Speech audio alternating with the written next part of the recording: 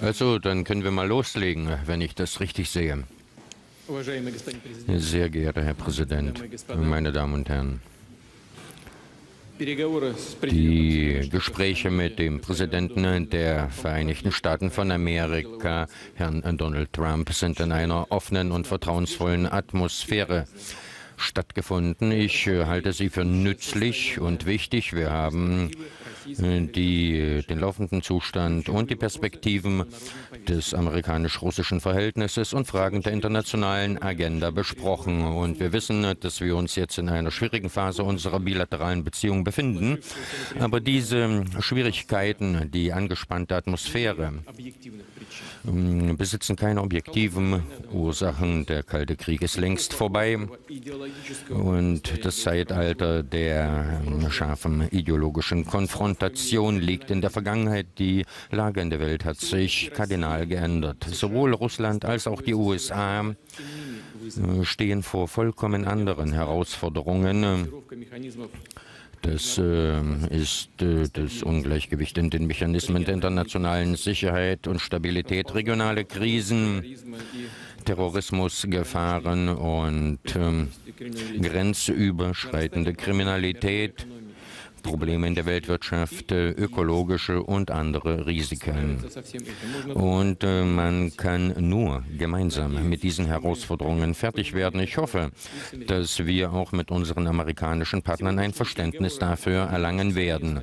Unsere Gespräche haben unseren Wunsch widergespiegelt, den gemeinsamen Wunsch widergespiegelt, die negative Situation in unseren Beziehungen aufzuheben, eine Gesundung herbeizuführen, Vertrauen aufzubauen und zu einer Zusammenarbeit auf dem Niveau der Vergangenheit zurückzukehren. Und zwar in allen Fragen, die gegenseitiges Interesse darstellen. Als größte Atomwaffenmächte tragen wir die Verantwortung für die internationale Sicherheit. Und ich erachte es für wichtig, wir haben auch darüber gesprochen, den Dialog zur strategischen Stabilität und Nichtweiterverbreitung von Massenvernichtungswaffen zu führen. Wir haben den amerikanischen Kollegen ein Memorandum mit einer Reihe konkreter Vorschläge zu diesem Thema überreicht.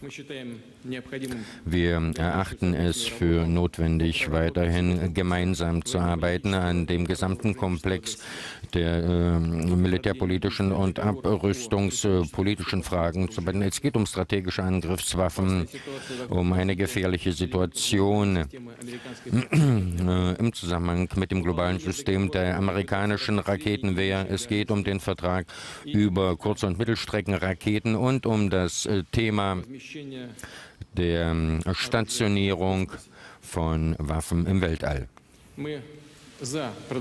Wir sind für eine Fortsetzung der Zusammenarbeit im Bereich der Terrorismusbekämpfung und der Cybersicherheit. Und ich möchte unterstreichen, dass unsere Dienste erfolgreich arbeiten. Ein neues Beispiel, das ist die enge operative Interaktion mit einer Arbeitsgruppe amerikanischer Experten im Rahmen des gestern in Russland zu Ende gegangenen Fußball-WM. Und wir müssen das auf eine systematische Grundlage stellen. Und ich erinnere an den Vorschlag, die Antiterror-Arbeitsgruppe wieder aufleben zu lassen. Wir haben über regionale Krisen gesprochen. Unsere Positionen stimmen nicht immer überein, aber wir haben gemeinsame Interessen, und zwar doch eine ganze Menge. Wir müssen Berührungspunkte suchen, enger interagieren und auch auf internationaler Ebene. Wir haben natürlich über regionale Krisen gesprochen, darunter auch über Syrien. Was Syrien anbetrifft, so ist die Aufgabe der Schaffung des Friedens in diesem Lande ein Beispiel für eine erfolgreiche Zusammenarbeit werden.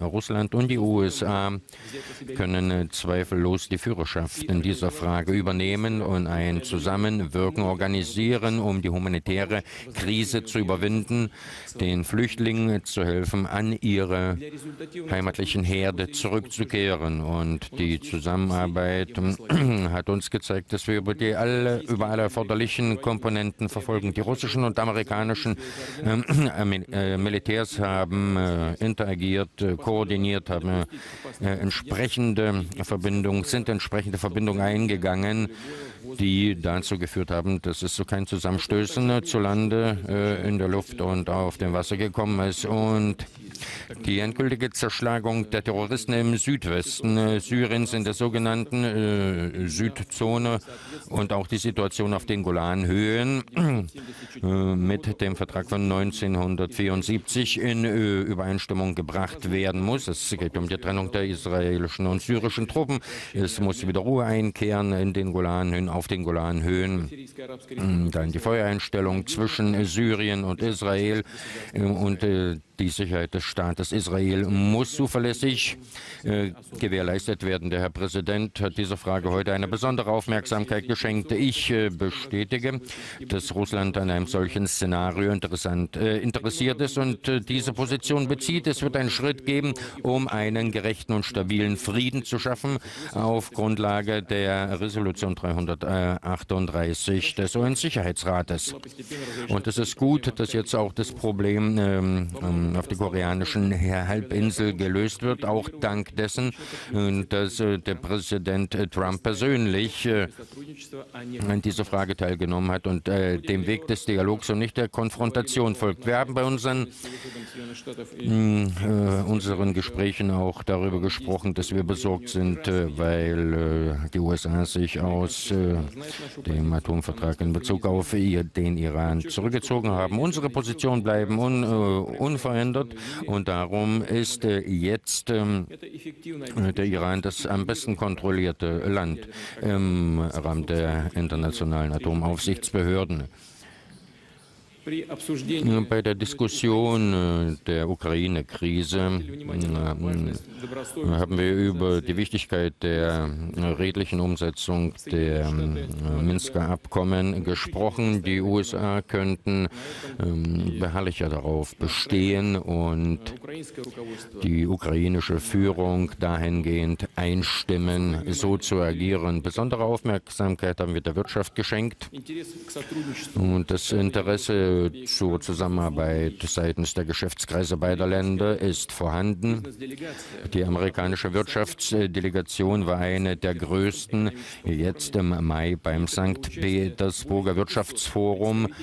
Und da waren über 500 Vertreter amerikanischer Geschäftskreise vertreten. Und um die Entwicklung gegenseitigen Handels und gegenseitiger Investitionen zu befördern, sind wir übereingekommen, eine Arbeitsgruppe hohen Ranges, bestehend aus Kapitänen der russischen und der amerikanischen Wirtschaft zu bilden, die am besten wissen, wie man eine beiderseitig fruchtbringende Kooperation aufbauen kann. Die sollen sich mal Gedanken darüber machen, was getan werden sollte und entsprechende Vorschläge machen. Präsident Trump hat auch das Thema der russischen Einmischung, der sogenannten russischen Einmischung in den amerikanischen Wahlkampf zur Sprache gebracht. Ich habe wiederholt, was ich schon häufig gesagt habe, auch schon bei persönlichen Treffen mit dem Präsidenten.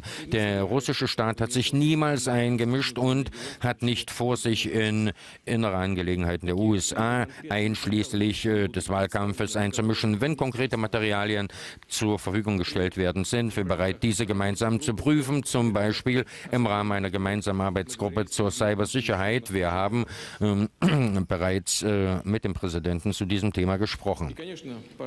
Und natürlich ist es an der Zeit, die russisch-amerikanischen Beziehungen im Bereich gesellschaftlicher Organisationen, im kulturellen und humanitären Bereich wieder aufzutauen. Sie wissen, vor kurzem hatten wir eine Delegation amerikanischer Kongressmitglieder bei uns. Das wird als historisches Ereignis betrachtet und das muss eine Maßnahme im Sinne laufender Arbeit im Sinne laufenden Austausch sein. Und wir haben einen Vorschlag gemacht. Es geht ja nicht nur um praktische Seiten, sondern auch um die Philosophie unserer bilateralen Beziehung in einer Langzeitperspektive. Es wäre wichtig, erfahrene Experten an diesem Prozess zu beteiligen, die die Geschichte und Nuancen der russisch-amerikanischen Interaktion gut kennen.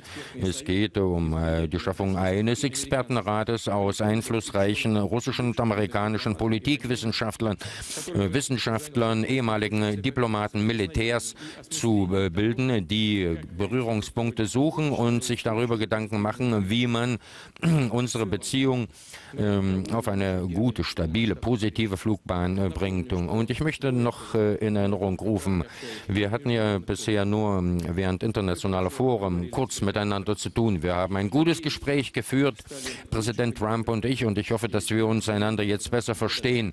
Und ich bin Ihnen herzlich dankbar. Und natürlich, es bleiben zahlreiche Probleme und wir haben nicht alle Fragen lösen können. Das war jetzt unmöglich im Rahmen dieses Treffens, aber wir haben die ersten wichtigen Schritte in dieser Richtung unternommen. Und die Schaffung dieser Arbeitsatmosphäre, das ist ein Verdienst unserer finnischen Gastgeber. Wir danken der finnischen Regierung, dem finnischen Volk, den Einwohnern von Helsinki dafür, was sie getan haben. Und wir wissen, wir haben viele Unbequemlichkeiten verursacht und entschuldigen uns dafür. Herzlichen Dank für Ihre Aufmerksamkeit.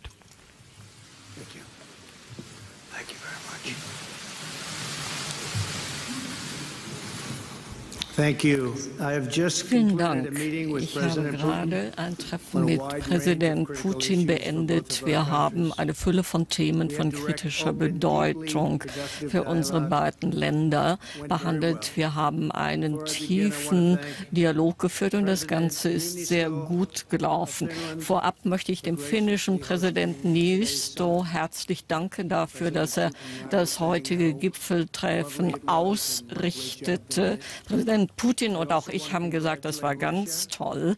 Und ich möchte Russland und Präsident Putin auch dazu beglückwünschen, die Fußball-Weltmeisterschaften so ausgezeichnet ausgerichtet zu haben. Das war eine der besten Weltmeisterschaften überhaupt und ihre Mannschaft hat auch sehr gut abgeschnitten. Heute setze ich die stolze Tradition der mutigen amerikanischen Diplomatie fort. Von Anfang an haben unsere Staatsmänner immer verstanden, dass Diplomatie besser ist als Konflikt und Feindseligkeit. Ein produktiver Dialog ist nicht nur gut für die USA und Russland, sondern ist gut für die Welt. Die Missstimmigkeiten zwischen unseren beiden Ländern sind wohl bekannt und Präsident Putin und ich haben ausführlich heute darüber gesprochen. Und wir werden viele Probleme dieser Welt angehen. Und wenn wir erfolgreich sein wollen, müssen wir unsere gemeinsamen Interessen im Auge halten. Wir haben nur zu oft gesehen, welche Konsequenzen es hat, wenn die Diplomatie sozusagen auf dem Tisch bleibt. Im letzten Jahrhundert haben unsere Nationen Seite an Seite im Zweiten Weltkrieg gekämpft. Selbst während der Spannungen in der Zeit des Kalten Krieges waren die USA und Russland in der Lage, einen starken Dialog zu unterhalten. Unser Verhältnis war aber niemals schlechter, als es im Augenblick ist. Aber das hat sich geändert. Seit etwa 4 Stunden. Können Sie das glauben? Nichts wäre politisch leichter, als sich einem Dialog zu verweigern, einem Treffen zu verweigern. Aber das würde gar nichts bringen. Als Präsident kann ich keine Entscheidung im Bereich der Außenpolitik treffen, nur um parteiische Kritiker oder die Medien oder die Demokraten zu beschwichtigen. Letztere wollen nichts anderes als Obstruktion betreiben. Der konstruktive Dialog zwischen Russland und den USA eröffnet neue Wege hin zu Frieden und Stabilität in unserer Welt. Und ich bin eher bereit, ein politisches Risiko zum Wohle des Friedens anzugehen, als den Frieden aufs Spiel zu setzen, um der Politik willen. Als Präsident werde ich das, was das Beste für Amerika und für das amerikanische Volk ist, immer voranstellen. Bei dem heutigen Treffen habe ich auch das Thema des Eingreifens Russland in unsere Wahlen erörtert. Ich habe persönlich das Thema angesprochen und wir haben viel Zeit darauf verwendet. Und Präsident Putin wird das sicherlich auch angehen und das nachdrücklich, denn für ihn ist es auch ein wichtiges Thema. Wir haben auch eine der kritischen Herausforderungen der Menschheit, nämlich die Weiterverbreitung von Atomwaffen, besprochen. Ich habe ihm berichtet über mein Treffen mit dem Vorsitzenden Kim im letzten Monat zur Denuklearisierung der koreanischen Halbinsel, und ich bin sicher, dass Präsident Putin und Russland auch den großen Wunsch haben, dieses Problem zu beenden und mit uns zusammenzuarbeiten. Ich weiß das zu schätzen. Der Präsident und ich haben auch die Geißel des radikalen Islamismus besprochen. Unter beiden leiden unsere beiden Länder gleichermaßen.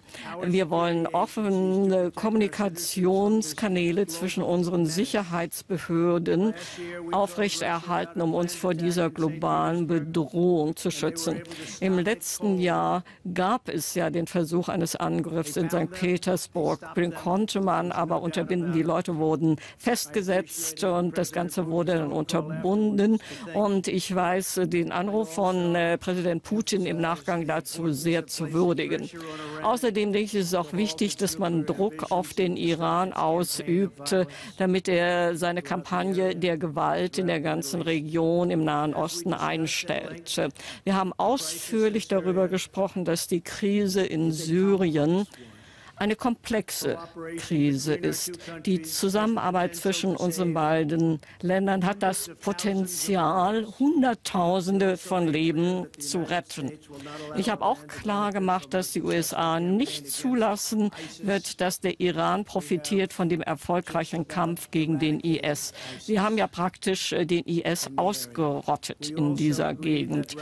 Wir haben auch vereinbart, dass Vertreter unserer jeweiligen nationalen Sicherheitsräte zusammentreffen und alle Themen, die wir heute besprochen haben, aufgreifen werden und die Fortschritte, die wir hier in Helsinki begonnen haben, fortführen werden. Das heutige Treffen ist erst der Anfang eines langen Prozesses. Wir haben die ersten Schritte hin zu einer helleren Zukunft getan, mit einem starken Dialog und sehr viel Nachdenken. Unsere Erwartungen fußen auf Realismus, aber unsere Hoffnung gründen auf dem amerikanischen Wunsch nach Freundschaft, Kooperation und Frieden. Und ich denke, ich kann da auch im Namen Russlands sprechen. Präsident Putin, ich möchte Ihnen nochmal herzlich dafür danken, dass wir uns hier treffen konnten zu diesen wichtigen Gesprächen und einem offenen Dialog zwischen Russland und den Vereinigten Staaten.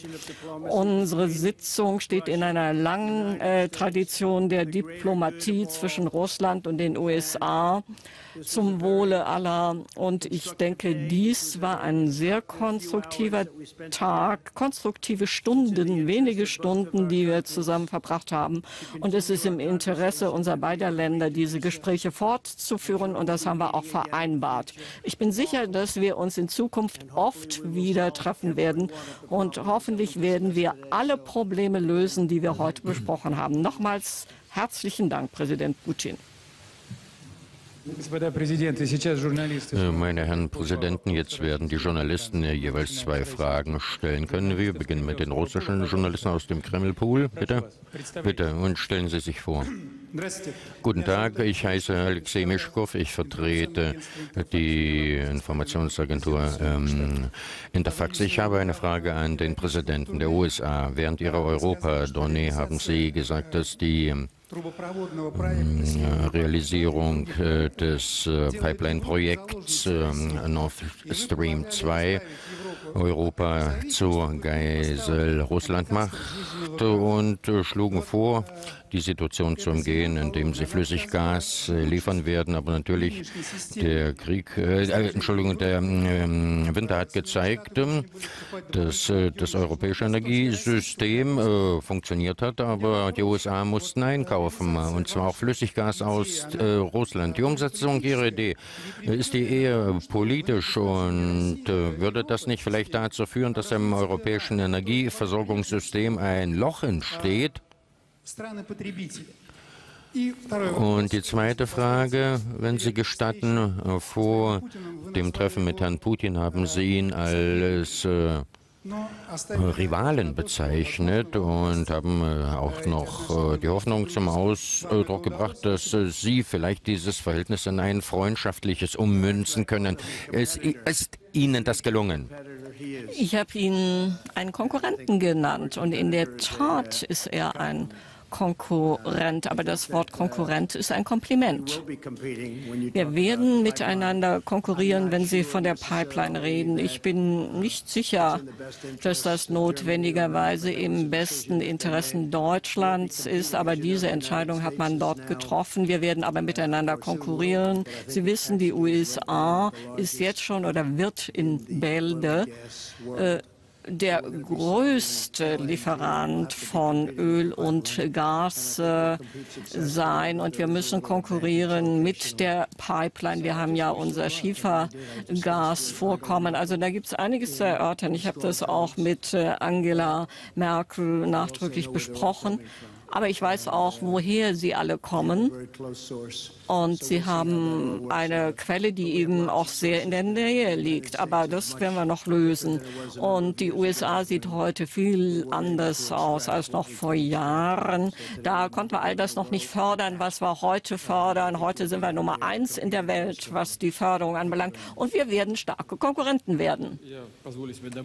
Ich gestatte mir eine kurze Ergänzung zum Gesagten. Wir haben mit dem Herrn Präsidenten auch dieses Thema besprochen. Wir kennen die Position des Präsidenten, seine Haltung, aber ich bin der Ansicht, dass wir beide als große Gas- und Erdölländer oder Mächte konstruktiv zusammenarbeiten könnten, um die internationalen Märkte zu regulieren. Wir sind nicht daran interessiert, dass die Preise ins Bodenlose fallen. Das wäre für unsere Produzenten schlechter. Und auch in den USA, was das Schiefergas anbetrifft zum Beispiel, weil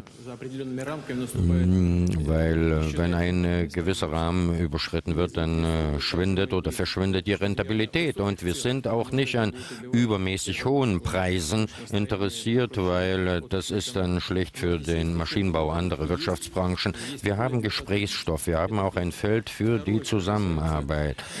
Und noch eine zweite Sache, was den Nord Stream 2 anbetrifft. Der Herr Präsident hat seine Besorgnis zum Ausdruck gebracht, dass der Ukraine-Transit verschwinden könnte. Ich habe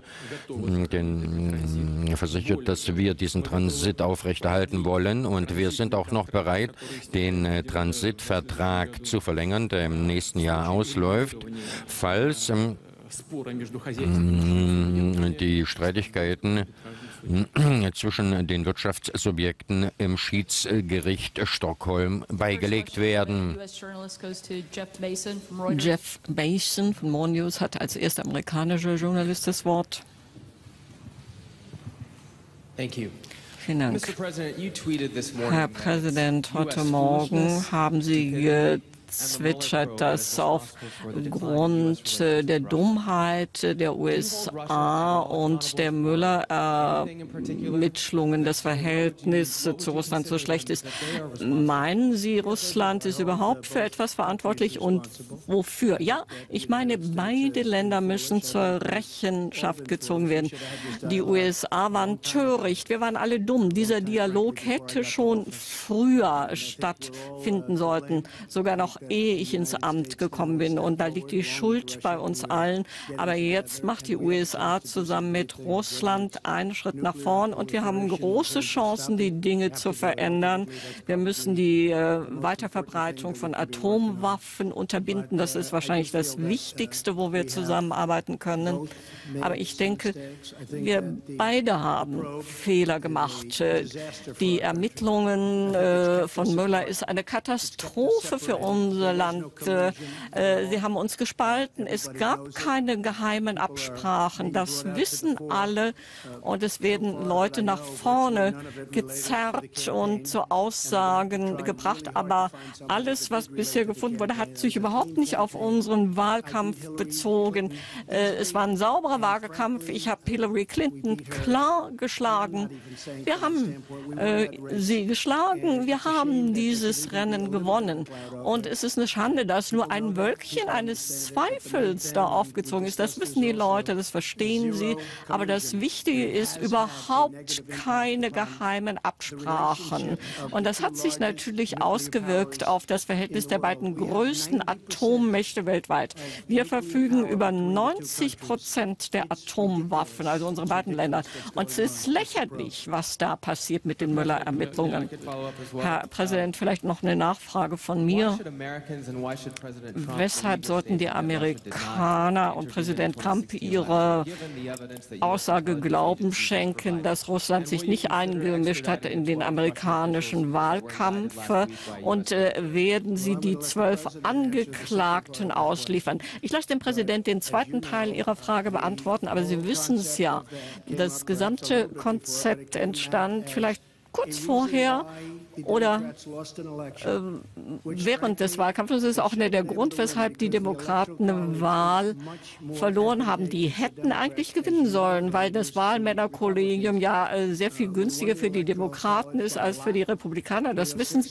Wir haben da aber die meisten Stimmen auch bei dem Wahlmännerkollegium auf uns vereinigen können. Und es war wirklich ein harter Kampf. Und wir haben da Tolles geleistet. Und natürlich kann jetzt der Präsident den zweiten Teil Ihrer Frage beantworten. Aber eins möchte ich noch mal wiederholen, und ich sage es ja immer wieder. Es gab keine geheimen Absprachen. Ich kannte den Präsident nicht. Also ich konnte mit niemandem irgendwie eine geheime Absprache treffen. Und wann immer wir das hören, also 12 oder 14, das hat überhaupt nichts damit zu tun. Das sind ja auch Leute, die nicht mit irgendwelchen Wahlkampfmitarbeitern was zu tun hatten.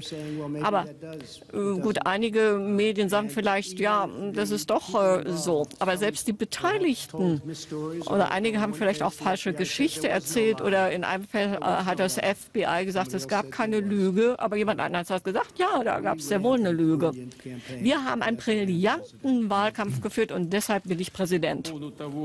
Und was nun anbetrifft, wie man glauben soll, wem nicht und ob man überhaupt glauben kann. Man kann niemanden glauben. Wieso meinen Sie, dass Präsident Trump mir vertraut und ich ihm vertraue, 100%ig? Er verteidigt die Interessen der USA und ich die Interessen der Russischen Föderation. Wir haben gemeinsame Interessen. Wir suchen nach Berührungspunkten. Es gibt Fragen, wo wir unterschiedlicher Meinung sind. Wir suchen nach Varianten, um diese Meinungsverschiedenheiten beizulegen und unsere Arbeit konstruktiver zu machen. Und wir sollten nicht von augenblicklichen politischen Interessen ausgehen, von irgendwelchen politischen Kräften in unseren Ländern. Wir müssen uns auf Fakten stützen und nennen Sie mir wenigstens ein Faktum über eine Absprache. Und wir haben darüber gesprochen, dass in der russischen Gesellschaft während des Wahlkampfes in den USA eine bestimmte Meinung entstanden ist über den Kandidaten. Das ist vollkommen normal. Daran ist nichts Ungewöhnliches. Präsident Trump, der heutige Präsident und damals Kandidat, hat gesprochen, dass die russisch-amerikanischen Beziehungen wieder aufgebaut werden müssen. Und also hatte er die Sympathien der russischen Gesellschaft auf seiner Seite. Und das ist doch vollkommen natürlich. Und wenn er darauf aufbaut, und es ist doch in Ordnung, wenn man einen Menschen sympathisch findet, der normale Beziehungen zu unserem Land haben will. Und dann hören wir diese Concord-Anschuldigungen. Soweit ich weiß, hatte dieses Unternehmen amerikanische Anwälte engagiert und alle Beschuldigungen zerfallen zu Staub vor den amerikanischen Gerichten. Schauen Sie sich doch mal an, was da passiert. Und davon sollte man ausgehen, nicht von Gerüchten. Und Punkt Nummer 2, was diese 12 angeblichen Mitarbeiter unserer Geheimdienste anbetrifft. Ich weiß darüber nichts. Ich muss mich erst mal kundig machen, worum es da geht. Aber der Präsident hat diese Frage an mich adressiert. Und was soll ich dazu sagen? Wir haben erst mal im Allgemeinen darüber gesprochen, aber was kann ich jetzt vorschlagen? Wir haben einen Vertrag zwischen den USA und der Russischen Föderation. von 1999, ein Vertrag über gegenseitige Hilfe in Strafverfahren.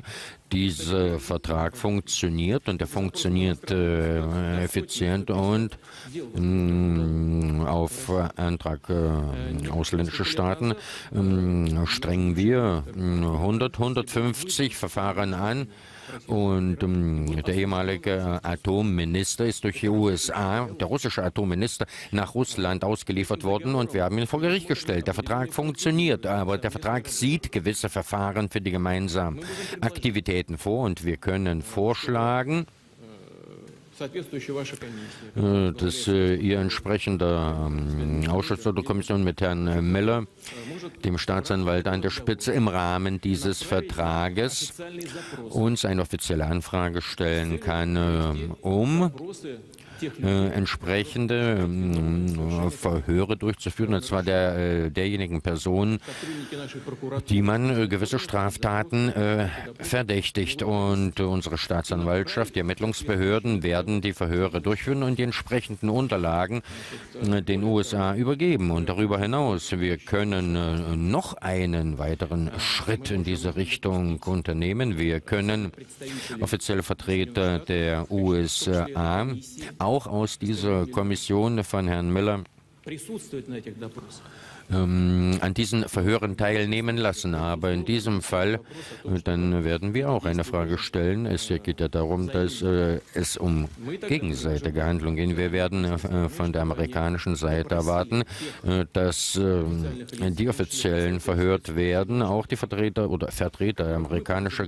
amerikanischer Geheimdienste, die wir verdächtigen, Straftaten in der Russischen Föderation begangen haben. Was meine ich jetzt? Die bekannte Causa mit der Firma Capital. Unsere Ermittlungsbehörden haben festgestellt, dass eine Gruppe von Personen, die Geschäftspartner von Herrn Barrot, über 1,5 Milliarden Dollar in Russland verdient haben, haben keine Steuern gezahlt. Weder in Russland noch in den USA wurde das Geld versteuert, aber das Geld wurde in die USA transferiert. 400 Millionen Dollar wurden für den Wahlkampf von Frau Hillary Clinton eingesetzt. Das sind offizielle Angaben. 400 Millionen Dollar, das ist Ihre Sache. Vielleicht haben Sie das legal gemacht, aber das Geld wurde illegal verdient. Und wir haben Gründe anzunehmen, dass einige Mitarbeiter der amerikanischen Geheimdienste diese illegalen Geschäfte begleitet haben. Das wäre nur eine Sache. Wir können natürlich auch über eine Ausweitung unserer Zusammenarbeit sprechen und bitte, Varianten sind möglich. Und sie sieht auch ein entsprechendes Zwischenregierungsabkommen vor. Präsident Putin, wollten Sie, dass Präsident Trump die Wahlen gewinnt und haben Sie Anweisungen? Ja, ich möchte, dass er gewinnt, weil er sprach über eine Normalisierung der russisch-amerikanischen Beziehungen. So, jetzt Frage Nummer 3 aus dem russischen Pool, bitte, Russia Today. Herzlichen Dank und einen schönen guten Abend. Ich heiße Ilya Petrenko und bin von Nati. Zunächst eine Frage an Herrn Trump auf Englisch. Herr Präsident, könnten Sie bitte im Detail ausführen, ob es vielleicht möglicherweise spezielle Vorkehrungen gibt, damit die USA mit Russland in Syrien zusammenarbeiten können? Wurden heute über mögliche Arrangements gesprochen? Und jetzt eine Frage in Russisch an Herrn Putin. Heute wurde ja bereits mehrmals das Fußballthema angesprochen. Ich verwende jetzt die Fußballsprache. Herr Pompeo hat gesagt, wenn es um die Interaktion in Syrien geht, so liege der Ball auf russischer Seite. Wladimir Wladimirovich, ist dem so? Und falls ja, wie nutzen Sie diesen Ballbesitz? Dankeschön. Ja, ich denke mal, ich beantworte den ersten Teil der Frage. Wir haben mit Israel über Jahre hinweg zusammengearbeitet und niemand gab es engere Beziehungen zwischen unseren beiden Ländern. Und Präsident Putin hilft ja auch Israel und wir beide arbeiten mit Bibi Netanyahu zusammen und wir würden auch gern gewisse Dinge machen im Hinblick auf Syrien, was die Sicherheit Israels betrifft. Also wir würden gerne uns einsetzen, um Israel zu helfen und Israel wird mit uns zusammenarbeiten. Beide Länder werden zusammenarbeiten und wenn Sie sich die Fortschritte anschauen, die wir in gewissen Bereichen gemacht haben mit der Ausmerzung des IS zu 98, zu 99% und auch andere Dinge, die sich da getan haben, die wir getan haben. Und da hat Russland uns ja in gewisser Hinsicht auch geholfen und die Zusammenarbeit mit Israel ist etwas Tolles und die Sicherheit für Israel zu schaffen, ist etwas, was Präsident Putin und ich uns sehr wünschen. Eins darf ich noch ergänzen, die Unterstützung der Menschen. Denn es gibt da so fürchterliche Bilder. Ich habe Berichte gelesen, ich habe Bilder gesehen.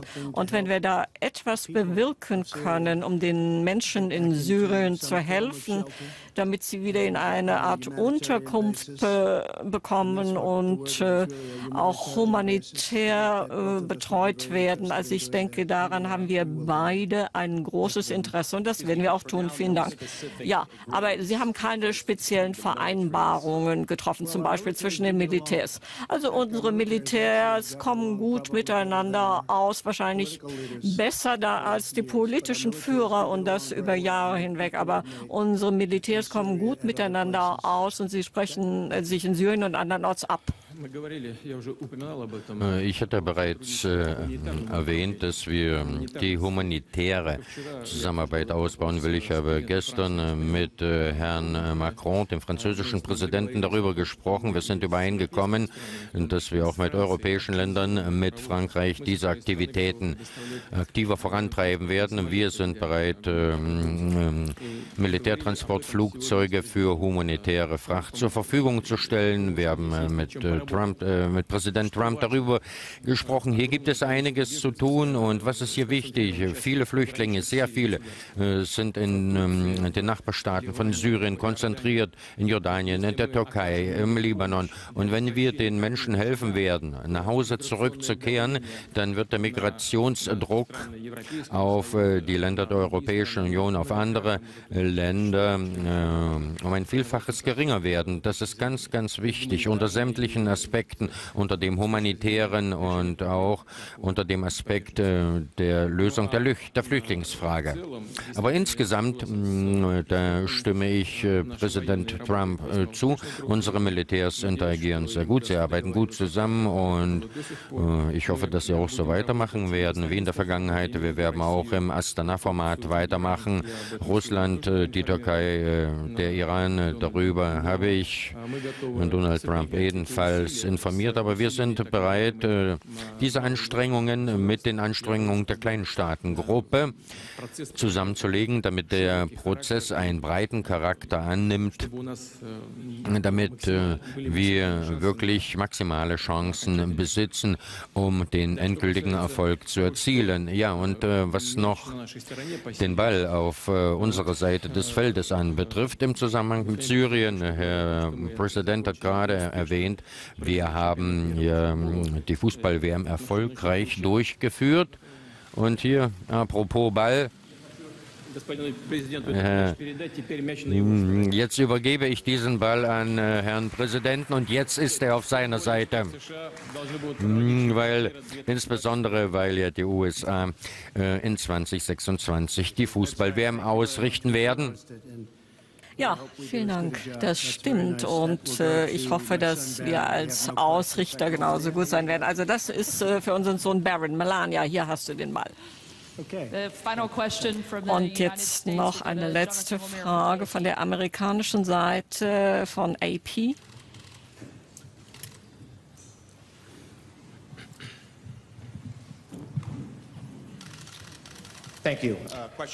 Vielen Dank. Eine Frage an Sie beide. Zunächst an Präsident Trump.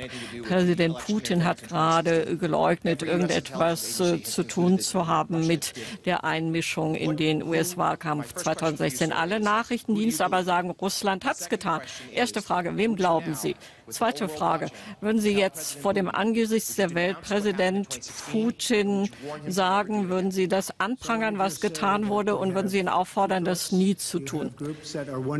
Ja, man fragt sich, weshalb hat das FBI niemals den Server beschlagt? Weshalb musste das FBI aus den Büroräumlichkeiten des Demokratischen Nationalen Komitees rausgehen? Ich habe das über Monate angesprochen in den sozialen Medien, über Twitter. Ich möchte gerne wissen, wo ist der Server? Und was steht auf dem Server? Was ist darauf enthalten? Und ich habe diese Frage angesprochen, denn Coates hat mich angesprochen, hat gesagt, man ist der Auffassung, es war Russland. Präsident Putin hat gesagt, es war nicht Russland. Folgendes, ich sehe keinen Grund, weshalb es so sein sollte, aber ich möchte wirklich diesen Server sehen. Ich bin zuversichtlich, ich habe Vertrauen in beide Parteien und ich glaube, das wird noch eine ganze Weile so weitergehen. Aber so lange kann es auch nicht dauern, bis man herausfindet, was mit diesem Server oder den Servers passiert ist. Auch dieses Pakistanis, der im DNC gearbeitet hat. Wo sind diese Server? Was ist passiert mit den E-Mails von Hillary Clinton? 33.000 Mails sind einfach so verschwunden. Ich denke, in Russland würden die nicht so schnell verschwinden. Es ist einfach eine Schande, dass wir diese 33.000 E-Mails von Hillary Clinton nicht habhaft werden. Ich habe volles Vertrauen in meine Nachrichtendienste, aber ich kann Ihnen sagen, Präsident Putin war äußerst nachdrücklich und hat abgestritten, hat geleugnet, dass das vorgekommen ist. Und er hat ein tolles Angebot gemacht. Die Leute, die bei uns an dem Fall arbeiten, sollten sich mit ihren russischen Kollegen zusammensetzen. Gestatten Sie mir eine kurze Ergänzung.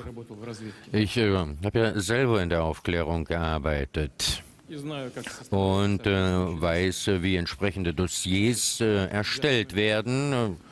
Gleich. Das wäre Punkt Nummer 1. Und Punkt Nummer 2. Ich bin der Ansicht, dass Russland ein demokratischer Staat ist. Und ich hoffe, dass Sie die USA ebenfalls für demokratisch halten. Sind die USA ein demokratisches Land? Und wenn dem so ist, da liegt der endgültige Schluss in Fragen dieser Art beim Gericht und nicht bei den Diensten. Und Concord, das Unternehmen, das ich erwähnt hatte, einer unserer Restaurateure wird beschuldigt, dass er sich eingemischt hat. Wie? Die haben keine Ahnung vom russischen Staat. Ich kann mir da was vorstellen, aber ich habe ja Beispiele gebracht. Es haben viele Leute, darunter auch wirklich mit Milliardenvermögen. Herr Soros zum Beispiel, der mischt sich überall ein. Nun, ist das die Position des amerikanischen Staates? Keineswegs. Das ist die Position einer Privatperson. Und in dem Fall ist es genauso. Und wenn ein Verfahren läuft am amerikanischen Gericht, die letzte Instanz ist immer nur das Gericht. Die Sache muss verhandelt werden. Und das betrifft ja nur Privatpersonen. Das geht nicht um den Staat. Und die letzte Beschuldigung in Bezug auf die Mitarbeiter unserer Geheimdienste. Ich habe doch gesagt, es gibt ein Zwischenregierungsabkommen. Stellen Sie eine offizielle Anfrage und die Müller-Kommission soll eine Anfrage stellen und wir werden diese Anfrage beantworten. Wir werden unsere Arbeit machen. Und man kann diese Zusammenarbeit ausweiten, das habe ich ja auch schon gesagt, aber nur auf gegenseitiger Grundlage. Und dann werden wir von der amerikanischen Seite auch erwarten, dass wir Zugang zu den Personen erhalten, von denen, die wir für Geheimdienstler halten. Wir müssen konkret reden und nicht das russisch-amerikanische Verhältnis als Karte im amerikanischen innenpolitischen Spiel verwenden. Eine Frage an Präsident Putin. Nein, zwei Fragen. Können Sie mir sagen, was Präsident Trump Ihnen vielleicht gesagt, was die offizielle Anerkennung der Krim als Teil von Russland anbelangt? Und zweitens, hat die russische Regierung kompromittierendes Material über Präsident Trump und seine Familie? Also, die Haltung von Präsident Trump zur Krimfrage ist bekannt. Er bleibt bei seiner Position. Er spricht über die Gesetzeswidrigkeit des Anschlusses Krim an die Russische Föderation. Wir sind anderer Ansicht. Wir haben ein Referendum durchgeführt, gemäß Völkerrecht, gemäß UN-Charta. Für uns ist diese Frage erledigt. Punkt Nummer 2, was jetzt irgendwelches kompromittierendes Material anbetrifft. Ich habe davon einiges zu Ohren bekommen, dass wir solches Material gesammelt haben, als er in Moskau war. Meine verehrten Kolleginnen und Kollegen, als Herr Trump nach Moskau gekommen ist, wusste ich nicht mal, dass er da ist. Ich respektiere Präsident Trump als das Oberhaupt der Vereinigten Staaten, aber als der Geschäftsmann nach Moskau gekommen ist, wusste ich nicht, dass er da ist. Zum Wirtschaftsforum St. Petersburg sind über 500 amerikanische Geschäftsleute von Rang und Namen gekommen. Und ich kann mich an die Namen nicht erinnern. Und glauben Sie, dass wir jeden operativ bearbeiten und kompromittierendes Material suchen? Einen größeren Quatsch kann man sich einfach nicht vorstellen. Geht einfach nicht. Und wirklich werfen Sie solche Dummheiten einfach aus Ihrem Kopf. Und ich muss sagen, wenn Sie es gehabt hätten, hätten Sie es schon letzt veröffentlicht. Und wenn jeder Peter Strzok in den letzten Tagen verfolgt hat, er hat ja ausgesagt vor dem Kongress, ich habe es mir angeschaut, das war eine Schande für unser Land. Das war wirklich eine fürchterliche Hexenjagd. Vielen Dank.